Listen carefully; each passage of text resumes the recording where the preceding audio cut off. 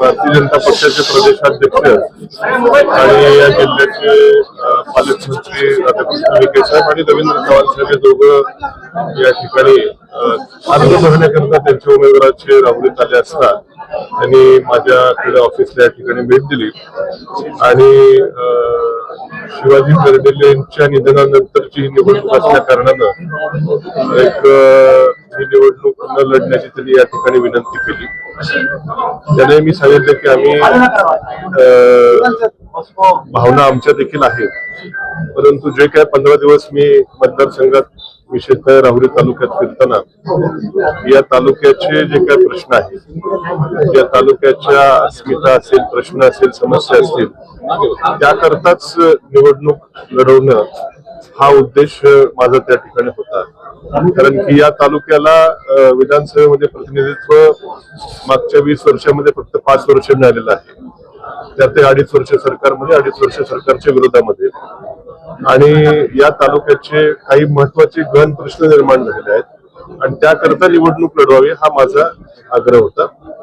त्यावर त्यांनी काय मुद्दे त्या ठिकाणी ऐकून घेतले आणि सध्या जे काही विशेष मुद्दे या तालुक्याच्या साठीचे आहेत, उदाहरणार्थ जो काही आमच्या KK रेंजचा भाग आहे त्याच्यामध्ये पुन्हा अम्युनिशन पार्कचं ॲक्विजिशन 7,000 एकराचं होणार असं पत्र आहे, त्यावर मात्र त्यांनी ठामपणे सांगितलं की आम्ही ते कॅन्सल करू, शक्यतो नसेल जरी असेल तरी आम्ही ते काय ॲक्विजिशन करणार नाही असं ठाम त्यांनी त्या ठिकाणी सांगितलं.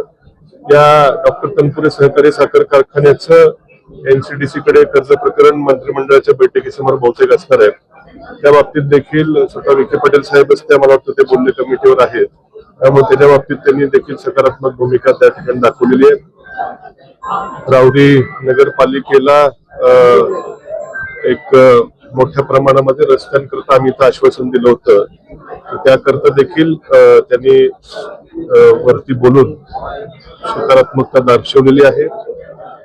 आणि इथं उद्योगधंद्याकरता एखादा मोठा उद्योग येणं आमच्या वांबोरी परिसरात म्हणा किंवा धरणाजवळचा जो आमचा जिरायती भाग आहे वरती ताराबाद साईडला वगैरे जर काही जमीन उपलब्ध होणार असेल तर MIDC बाबत देखील अत्यंत सकारात्मक त्यांनी त्या ठिकाणी चर्चा केलेली आहे. आणि आणखीन काय विषय मुळा धरणाच्या देखील त्या ठिकाणी जे समन्यायी पाणी वाटप धोरणामुळे बऱ्याचदा मुळा धरणातलं पाणी हे जायकवाडीला सोडावं लागतं आणि इथल्या शेतीला मोठी अडचण येते.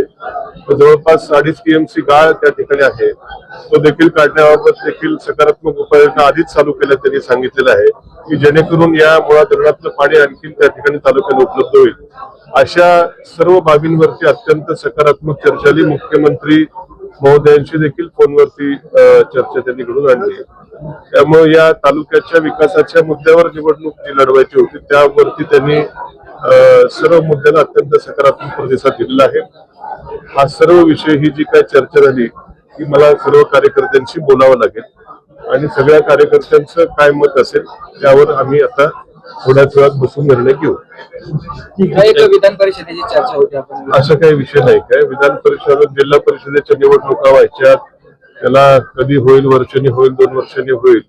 आज जो विषय आहे तो या राहुरी विधानसभा मतदारसंघाचा आहे. त्यातही मी ज्या तालुक्यात राहतो, शहरात राहतो, मोठा मतदारसंख्या ही राहुरी तालुक्यातली आहे आणि या तालुक्याला प्रतिनिधी नव्हता बरेच वर्ष, त्यामुळे तो जो काही विकास कामाचा बॅकलॉग असेल त्या संदर्भातच फक्त चर्चा झाली, बाकी काही राजकीय चर्चा कुठल्याही प्रकारची झाली नाही.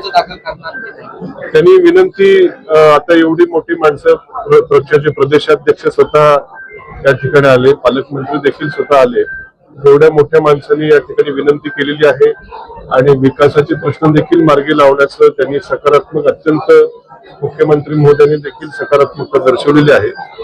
या सगळ्या बाबी मला माझ्या कार्यकर्त्यांची चर्चा करावी लागेल.